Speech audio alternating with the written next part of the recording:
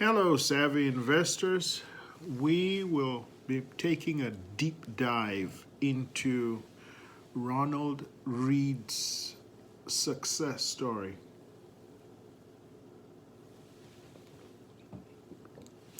You are all aware of Ronald Reed, the J.C. Penney janitor who died in 2014. Ronald Reed died about 4 months before his 93rd birthday. And he was one of many secret millionaires across America. And if Ronald Reed had not given $1 million donations upon his death to his local library and to the local hospital, nobody would have known about him. Ronald Reed, dying at the age of 92 and 8 months, had a net worth of $8 million. This was a gentleman that worked for 17 years as a J.C. Penney janitor, and prior to that, he worked as a gas station attendant, a gas station employee for 25 years, only to find out that this guy, who looked poor, dressed poor, acted poor, was worth $8 million. How did he do it? How did Ronald Reed accumulate $8 million? Well, we know that he had 96 blue chip dividend paying stocks in his portfolio. So we know he was a dividend stock investor. I have reverse engineered his portfolio. And let's just assume Ronald Reed started investing at the age of 27. So this would give him a 65-year time horizon. For 65 years, Ronald Reed would invest from age 27 to age 92 when he passed away. And you can use an investment calculator to do this. And this is one of the things I really enjoy doing. During that entire period, how much would Ronald Reed have had to save to get to $8 million? Would you believe less than $200 a month? You see, my friends, that is the power of compounding. When we harness the power of compounding, that you invest your principal, which earns interest, and the next year, both your principal and the interest you earn both earn interest, and the third year, your principal, the interest, and the interest both earn, and the compounding effect. I think the number is about $185 a month. $185 a month for 65 years, assuming a 9% return.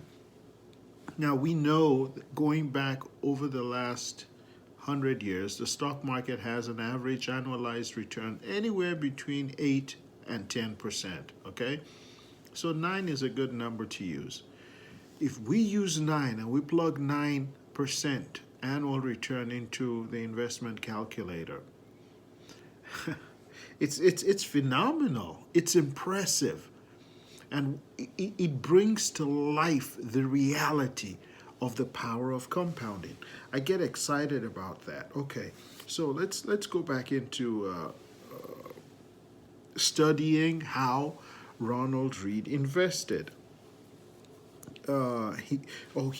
There is actual record of the stock certificates that he had in his portfolio, and one of them was Pacific Gas and Electric, which he purchased in 1959, and he still had that stock at the time he passed away in 2014. That's a 55-year period. Investors can't even hold a stock for 5 months or 5 years. Ronald Reed held on to this stock for 55 years, and the analysis of his portfolio revealed that he owned several stocks that went belly up.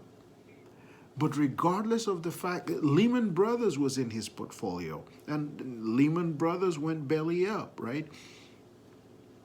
But regardless of the fact that he bought stocks, he bought a diversified portfolio of stocks, blue chip, dividend paying stocks. He wasn't trading in and out, trading in and out. Warren Buffett has said it, that investors are their own worst enemies when it comes to successful investing, because we always second guess ourselves. Look at what Warren Buffett has done with Coca-Cola. How long has he owned Coca-Cola now? We'll talk about that some other time. So Ronald Reed bought blue chip dividend paying stocks. And if you calculate it, what is 3% of $8 million? Assuming his portfolio had an average yield of 3%, 3% of $8 million. Yes, exactly. That is the passive income he's able to generate because of his discipline, because he accumulated a portfolio of over 95 dividend-paying stocks, and he was not trying to time the market. He was systematically accumulating. $185 a month for 65 years got Ronald Reed to $8 million in his portfolio. That's just reverse engineering. Only Ronald Reed and say his investment financial advisor would know the nitty-gritty details of all his investments. Ronald Reed was a buy and hold investor. That is very important. We just looked at one example here, that he held on to Pacific Gas and Electric for 55 years. Warren Buffett talks about that.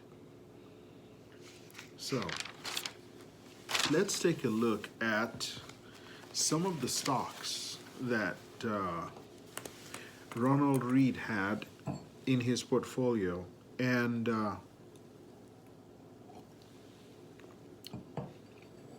how much. Wells Fargo was his largest portfolio holding, and he had $510,000 in Wells Fargo. Procter & Gamble was the second largest position in his portfolio, in his $8 million portfolio, and he had $364,000. Colgate was the third position, third largest, and he had $250,000 worth of Colgate, $252,000.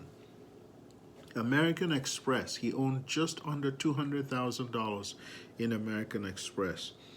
His position in American Express was worth $199,000. J.M. Smuckers was $189,000. Johnson & Johnson was $183,000. VF Corp was $152,000. McCormick, the spice company, was $145,000. Raytheon, this was before their merger. They merged. Raytheon, he owned $142,000 of Raytheon. United Technologies, he owned $140,000. Other stocks he owned: AT&T, General Motors, Deere, Dow Chemical, CVS, General Electric, JP Morgan. My friends, if Ronald Reed could do it as a gas station attendant. If Ronald Reed could do it as a J.C. Penney janitor, the blueprint is here. You don't know which stocks to buy, that's fine. You do the exact same thing he did in a total stock market index. Load up $185 every month in a total stock market index fund. And in 65 years, you too could be as wealthy as Ronald Reed. Have a wonderful day, my friends.